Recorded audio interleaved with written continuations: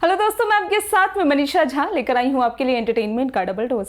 दीपिका पादुकोण आज एक top class actresses में शुमार है। दीपिका ने अब तक के अपने करियर में कई बेहतरीन फिल्मों में काम किया है और आज वह एक सफल एक्ट्रेस के साथ साथ अपनी शादीशुदा जिंदगी में भी काफी खुश हैं।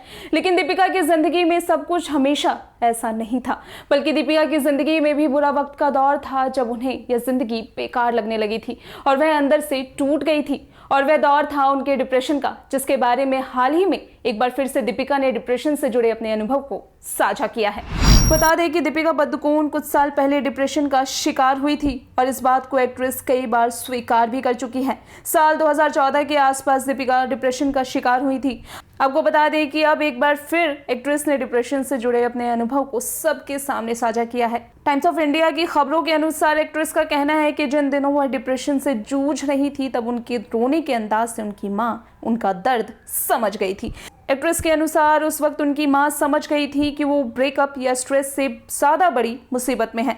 दीपिका के अनुसार उनको इस बीमारी से निकलने और लड़ने में उनकी मां ने उनकी मदद की थी और सलाह भी दी थी। इतना ही नहीं, दीपिका बताती हैं कि एक बार मेरा परिवार मुझसे मिलने यहाँ आया हुआ था और जब ये लोग वापस जा रहे थे और अपने बैग्स पैक कर रहे थे उस दौरान मैं इनके रूम में ही मौजूद थी और अचानक ही मैं वहाँ रोने लगी थी। आपको बता दें कि दीपिका ने कई मौकों पर कहा है कि वह रणवीर कपूर से हुए ब्रेकअप के बाद डिप्रेशन में चली गई थी। वो एक ऐसा समय था जब दीपिका पूरी तरह से रणवीर के इश्क में डूबी हुई थी।